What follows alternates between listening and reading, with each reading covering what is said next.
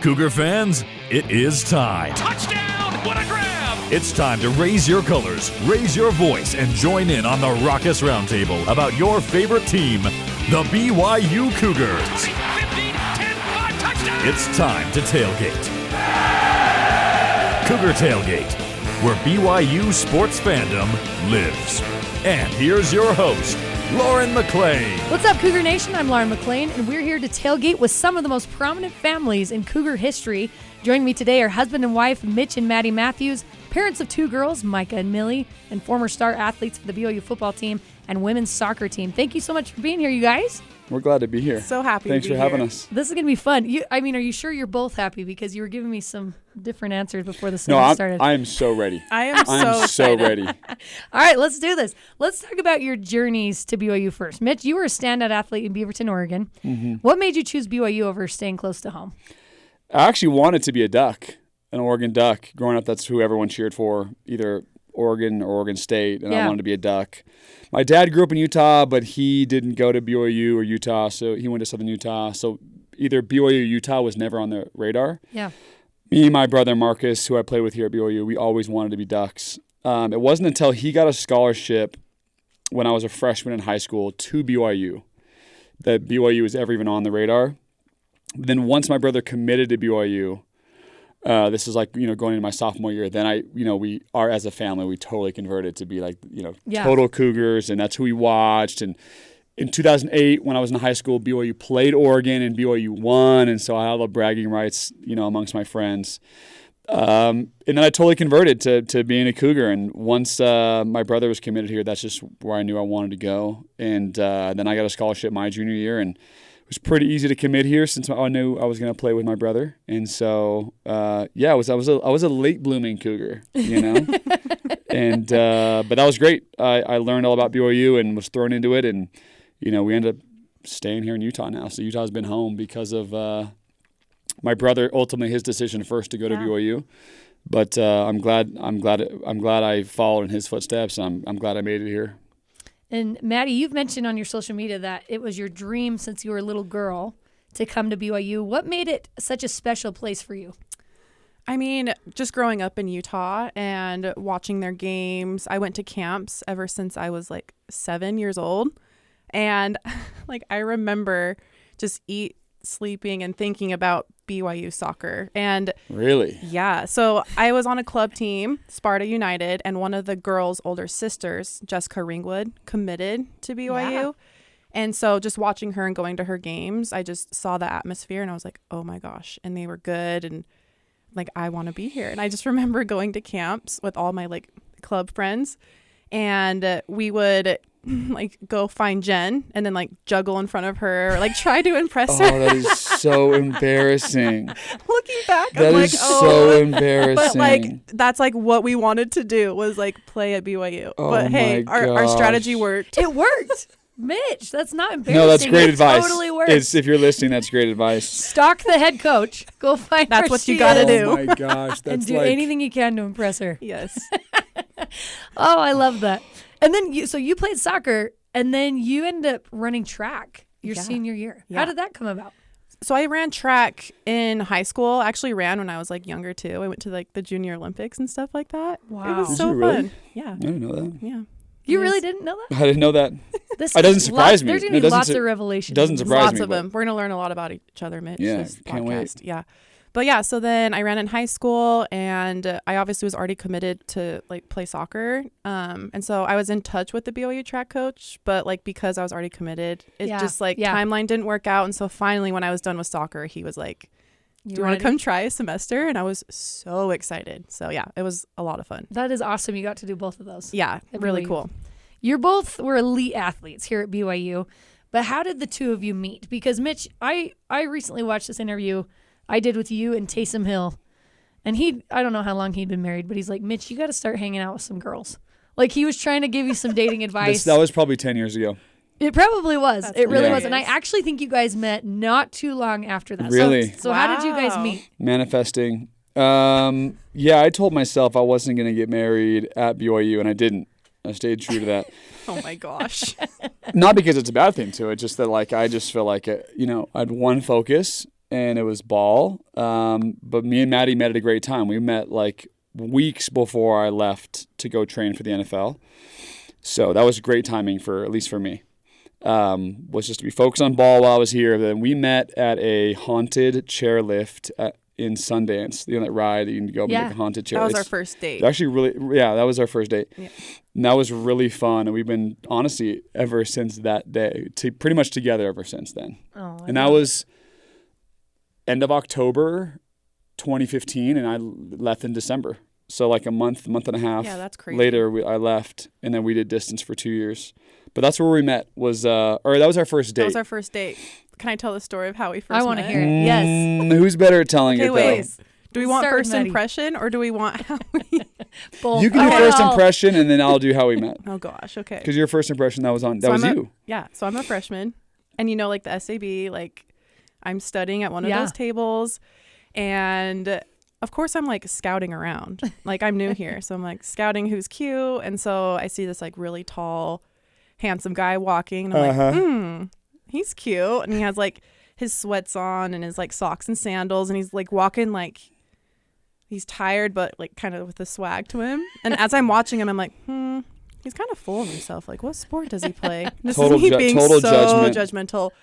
And I'm like, I see BYU football, and I was like, nah, I'm never marrying a football player. That was and it was Mitch. Never Mitch. say never. And that thought came to my head, and I remember it like yesterday. What are those called? A core memory? Yeah, core memory. Yeah, she said she never did a football player. Yeah, it was funny. It was you. Right. So and then Snap 4 judgment. years later.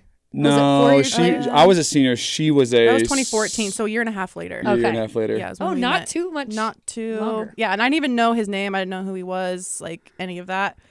And then like how we like first met was one of his mutual friends was like, "Hey." Yeah, someone set us up on a blind date. Yeah. And we knew that we were supposed to meet, and she came to one of my games. It was in October of 2015, so like early October. Do you remember what team you were playing? Playing Cincinnati. Okay. And I tell this part of the story every single time, even though it's not true. I was balling out. I was going crazy in the game. Because you knew she He was has there to add watching. that She part. was there. What's funny is if you look up the stats, I think it wasn't even that crazy. But she was sitting first row, which she had never done before. But she knew that we were supposed to go on a date, so she sat front row. But like, and it was just right like behind. juggling Listen, in front of it Jen was Rockwood. right behind. Yes, exactly. Exactly. That was. Wow. It was right behind the bench too. So every time I come off the field, she's just right there. That's my strategy. And so I take off the helmet. Works. Of course, you get the helmet hair. So of course you grab some water, make like a little faux hawk, like real quick. I knew she was paying attention, and so of course was I. I think I remember telling some of my teammates too, that you got to watch, like that's Maddie right there, whatever. Even though I was totally focused on the game.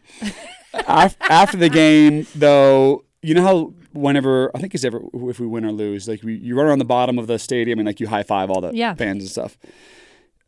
Game's over. We did that whole high fiving thing around the field, and she stayed to get the high fives from the players, which was so that like. It was a little cringy, but she was doing it for me, but she kind of had to be there to like do it for everybody else. I'll correct him on that later. She's reaching her hand down. I make it all the way around, and her hands are giving high fives. And I grab her hand, knowing that we're supposed to go out soon on this double date. And I was like, "Hey, how are you?" And she wasn't really paying attention. And I said, "Hey, how are you?" And she says back, she's like, "Nothing." As if she thought I said, "Hey, what's up?" Sense. She thought I said, "Hey, what's up?" So she says nothing. I said, "Hey, how Good are you?" start. She Yes, says nothing. I know. And I remember I froze because I didn't know what to say to that response. We both looked at each other like, I didn't know what to say. What? So I just kept running. Yeah. I just kept running. She left. Whatever. So that was our first time we had met, and then we went on that date. We redeemed ourselves after on the date, but the first impression we both were like, huh? First impression was off. Let me tell you. Well, tell me you brought that up the first date. I feel like those are stuff you got to I air it made out. fun of her You got to the be like, second I hey, saw That was like the first thing, like, Good. hey, what's up, You nothing, can't or let something like that. You can't let that awkward moment linger like later. yeah, Hey, exactly. by the way, a year ago, this has kind of been eating me alive on the inside. Like, I need to tell you this.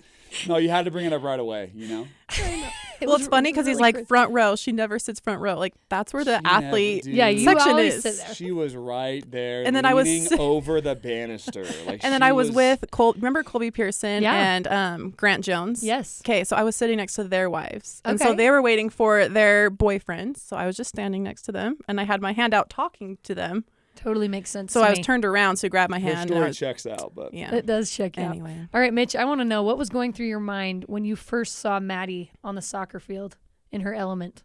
oh, I mean, it's Ooh. just next level. Like she has like if you know her personality, so kind, so sweet, 0% competitive. Just an amazing person. Everyone loves her. Like she has this like sort of gravitational pull around her. But then she gets on the field and she's so far ahead of everybody else, like athletically, so much stronger, so much faster. There is of course a reason why the track coaches wanted her to always run track, because she was just so much bigger, faster, stronger than everyone. And it was just like so fun to see her in her element in her game.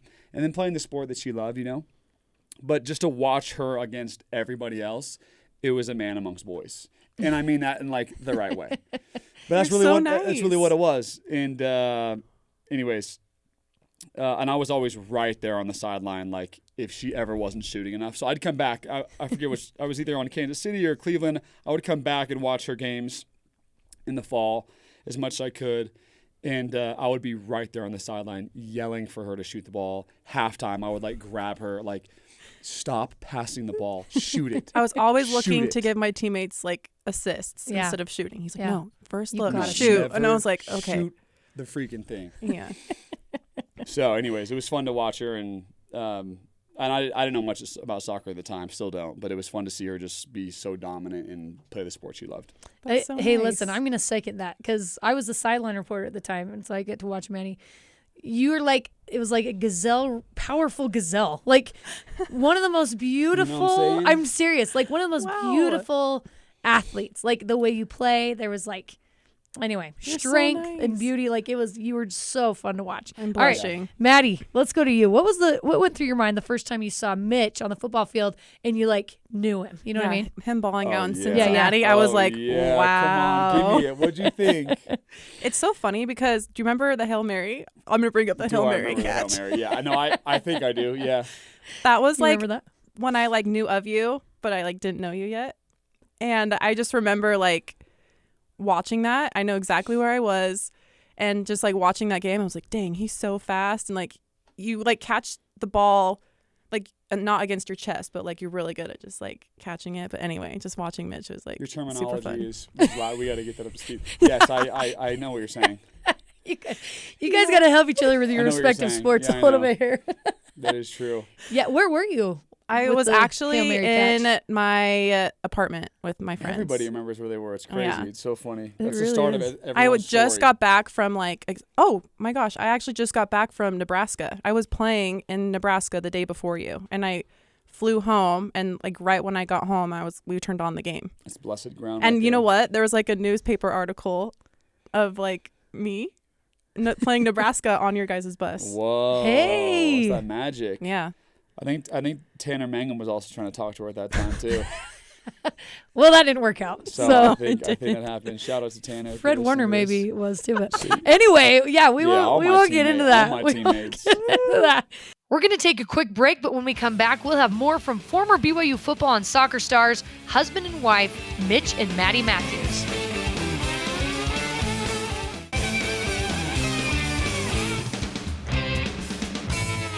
All right, Maddie, I want to start with you. What was it about Mitch? Well, at what point did you decide, okay, yeah, I want to marry this guy? First date. Really? What? You never told me that. Well, okay. Not like, okay. We went back to me being judgmental and like, oh, Mitch is full of himself, whatever, blah, blah, blah. First date, all of my, like, I was like, wow, that was, he is so funny. I was laughing the entire time. And like, the best thing about Mitch is like, he's so authentic to himself that he like allows other people to be like that around him. And so like, I felt like I could be myself and joke and all of that. So I was like, dang, he's fun. But like first time marrying him, like thought about it, just like seeing how he treated his mom. Oh, I love Yeah. that. I love that. Yeah. What about for you, Mitch? When were you like, this girl, she's it? Oh man, I don't even know if I have like a story or a moment. It was it was pretty easy. I think like Maddie's just so easy to love, and so like I don't think other people had that same effect on me that Maddie had. Where like the first time we went out, I'm like, I don't want a day to go by where we're not hanging out, or connected. Yeah. And that's what happened. We've stayed connected for every single day since that first date. We've pretty much been together. It was pretty quick. I always told myself, like, do the opposite of what everyone says. Like, get married young, get married while you're at BYU. Like, don't leave college or, like, I didn't really believe any of that. And so I was always just convinced, like, just wait. But Maddie just made it so easy where it was just like, if she's not in my life, then my own life isn't the same, And so it just made it pretty obvious. But there was never like a like, here's the moment, Was she just... every guy wishes they had a crack at Maddie. You know what I mean? Every guy wishes they had. It's true. So like, I'm embarrassed. It was pretty easy, from the beginning. I love that. Well, you went all out for the proposal. He did. With a helicopter. We did. He did. Wow. We went all out. We went crazy. Maddie, what was your reaction when you saw a helicopter? It's so funny how it worked out because my friend was a photographer, and she like asked me, she's like, hey, we should take some pictures for like this photo shoot that I need a model. And I'm like, perfect, like we can do it. And so we went to this like house like with a beautiful backdrop. It was really snowy in January, and we were just like taking pictures, and all of a sudden I hear this like helicopter like around, and I'm like, wow, that helicopter is really close, like that's really interesting. And then it just kept getting closer and closer to the point where I'm like, do we even take pictures? Like, what is happening? And then all of a sudden it gets so close I can see Mitch and he's waving. And then like my friend takes me down like behind the hill, and I look and I just see like this carved out like lane with a big heart in the snow where he like went out and like carved it out and everything. And it was just so sweet. And he landed, and I'm like, wait, is this real? Like, you got a helicopter? This is like epic. Look, that is why it took a second to register. That is why I love BYU, because I think I sent one message out to like on Instagram or Twitter or something. I said, who has a helicopter? ? And I had a bunch of Cougar fans that got back and said, like, I have one and my friend has one. And so Cougar Nation, thank you for stepping up on that one. But I met the guy that day. Met him that day, and we just took off on the helicopter, landed down. He was so excited to do it. It was amazing. He took pictures from inside the helicopter too. And then we picked Maddie up afterwards, and then we did a little fly through the Provo Canyon, through all the waterfalls, and it was insane. It was amazing. But it's not like helicopter, you think like, I just was throwing down money. It was BYU Cougar Nation coming together to help your broke homie out. You know what I mean? But it was worth it. Pieces came together. And like family like popped out. Like they were hiding the whole time. That's right. Like My bless your family was guys' there. hearts. It was so cold. I'm over here taking like pictures, and they're just hiding in a bush. Such a good memory. Such a good memory. I love that. It was such a good memory. You're yawning. Yeah. Yeah, I'm so excited. It was, wow, loved that moment. No, it was great. We loved it. So you guys, you had amazing careers at BYU. You met each other at BYU. What would you say is the thing you love most about your experience at BYU? Let's start with Mitch. Loved most about, since we're on this theme, you got to stay on this theme.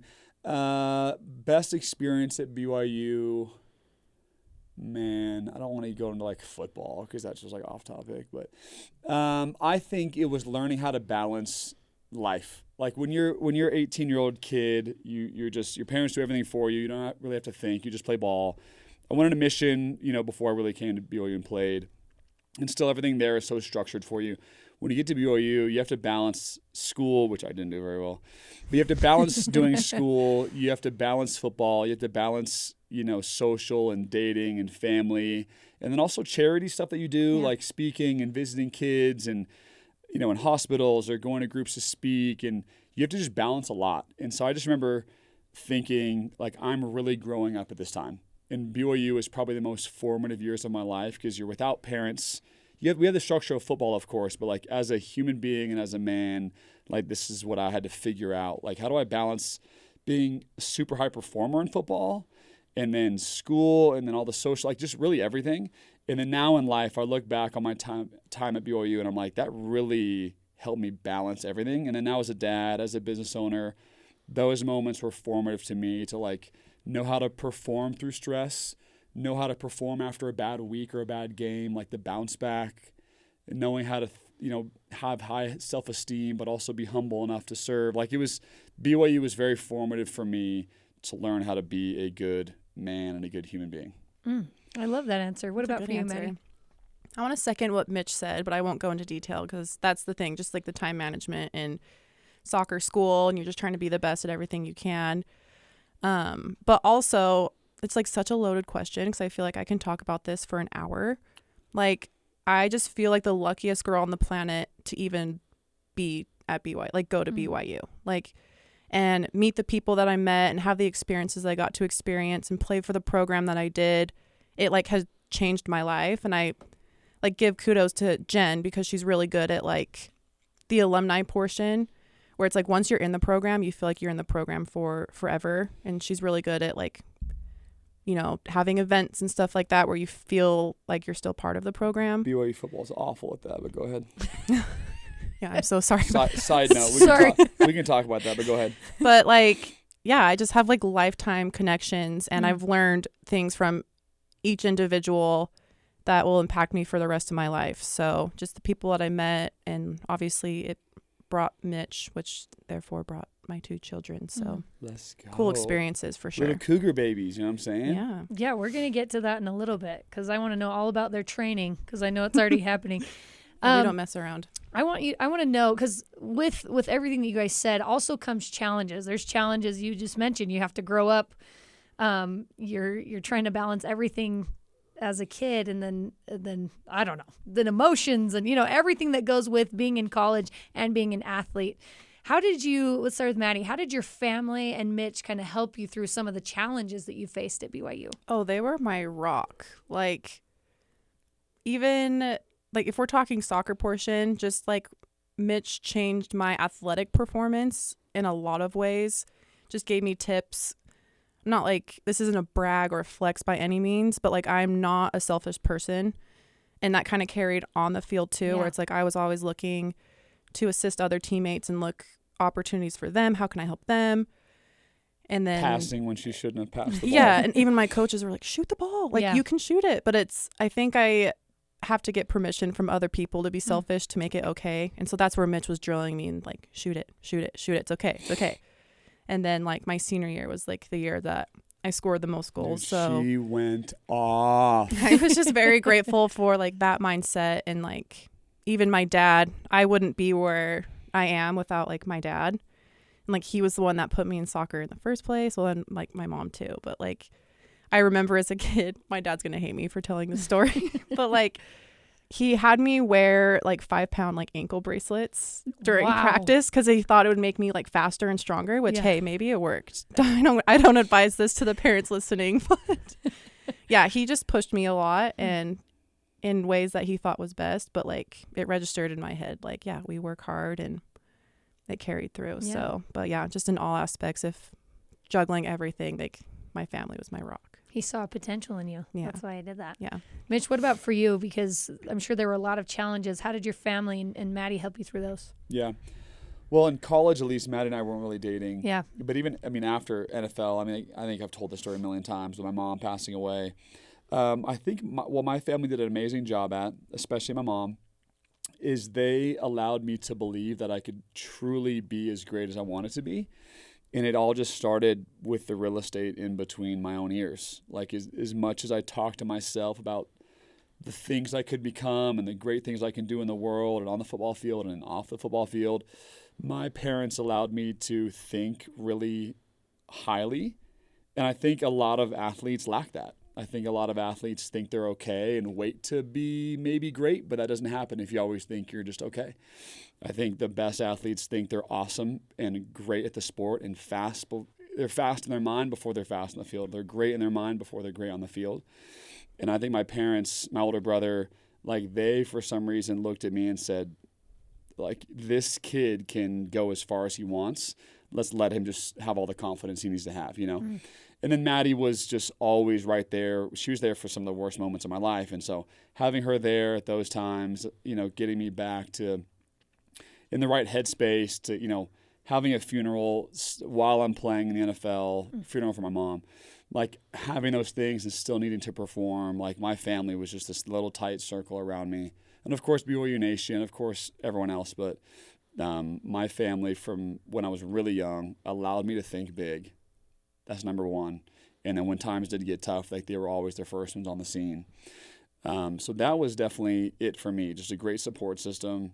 Because, you do pick your coaches in a sense, and my coaches were awesome, but I think you need a lot more support system than just your coaches, because coaches can make your life hard at times too. Yeah. They're the antithesis of building you up at times. Right. I mean, everyone can say that if you've played a high level of sport. So you need that close group of people outside of football that build you up. So you have that sort of shield and protection and armor around you while you're playing the sport. And that's exactly what my family was. I love that. Maddie, what was that like from your perspective, having gone through something similarly in your life, to be there for Mitch and support him through that? Yeah, so for those of you who don't know, like I lost my mom to cancer when I was 12. And so watching Mitch like go through that same experience was excruciating. And I feel like for me personally, like I was reliving everything, but like what hurt even worse was like knowing what like they were going through. Like I just knew what was coming, and like the people that you love the most, you just, it was just hard to watch. But yeah, they handled it with grace, and I tried to help the best I could. But like the one thing that I learned is like everyone just grieves differently, and even though I handled it one way, other people will grieve it a different way, and like that's totally okay. Like grief looks different for everybody. And just like accepting it and like knowing that, feelings are valid and we just have to go through the emotions. But yeah, Mitch's family I got so lucky. Like, again, I just like pinch me, right? Where I'm like, how did I get married into such an incredible family? You are lucky. No, I really, You're so lucky. I really am so lucky. Like my father-in-law, he's my best friend. Shout out. She likes my dad more than she likes me. He's my best friend. And like, I have seen a lot of videos of you and your Yes. She likes father-in-law. my dad more than she likes and me. Lisa was just like incredible. We were, again, first thing, like watching Mitch, like how he treated his mom was like one of the first things we're like, whoa, like I really love this guy. Like they were two peas in a pod, and I really, really admired that. Mitch, what's one thing that you did growing up with your family that you want to carry on with your two girls now? Oh my gosh, we were like the classic prototypical, just like sports 2-a-days all the freaking time, live, breathe, eat sports. And I seriously, I told Maddie this all the time. I tell everyone this, like I wouldn't change a thing about my childhood. My parents were just obsessed with my brother and I and our success. And so they made our success, not necessarily their success, but like they grieved when we grieved. They cheered when we cheered. But my parents also weren't oblivious. Like this is what they did super well. Besides like all the time and support and whatever gear we needed and all the things they gave us, and they cheered with us when we needed to be cheered on. They grieved with us when we needed to grieve. Besides that, they were so real. Like they were not the parents that when we weren't getting enough playing time when we were younger, or we weren't pitching, on the mound when they thought we should have been. Like they never went up to the coach and like, hey, but my son's Mitch though. Like you need to treat him. But like there was zero of that. Everything was still, hey, if you feel like you need to talk to the coach, you got to talk to the coach. If you feel like you're not getting enough playing time, you go make it happen. And so they were never there to coddle whatsoever. And that was more like the sport side of things. They were always so real and raw, and they were not like they looked at me as, super talented, and I could go all these cool places, but they weren't about to coddle us ever. And that was a really cool thing. And I'm copying and pasting Control C, Control P on that one for my kids. But in terms of just other life things, our family was just so much fun. Like we were the house where everyone came over to our house. It was sort of a safe place for all the friends to go.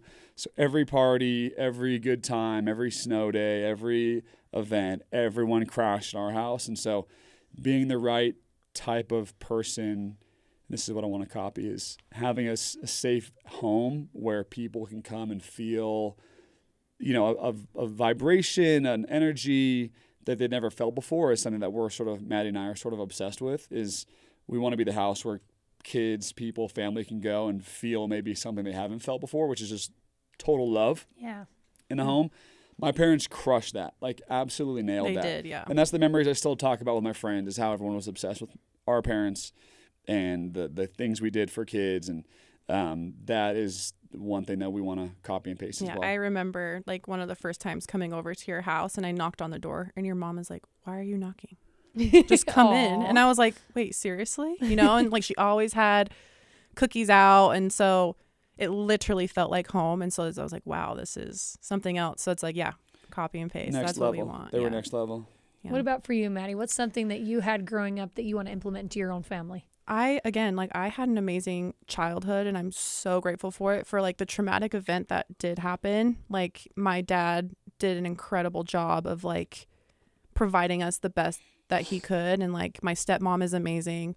She has 6 kids. So it was like one big happy family, craziness, never a dull moment. There's 3 on my side, me, my little brother, and my little sister. And so they had a lot going on.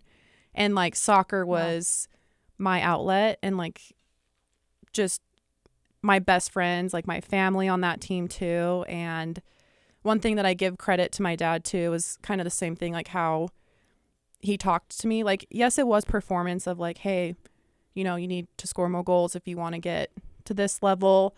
But also he did credit like my work ethic. So it wasn't always just performance, but it was like, you worked really hard. Like I loved your effort today. That stuff too, because that always is pretty validating. Right. So I love that. And that does it for us today. Thanks again to Maddie and Mitch Mathews for coming on the show with me. Part 2 of this interview will release next week. Carter Bond and Tori Kimmel helped produce this episode with senior producer Terry South. You can join the Cougar Tailgate wherever you get your podcasts, on Apple, TuneIn, Stitcher, Spotify, or on BYURadio.org. Cougar Tailgate is a production of BYU Radio.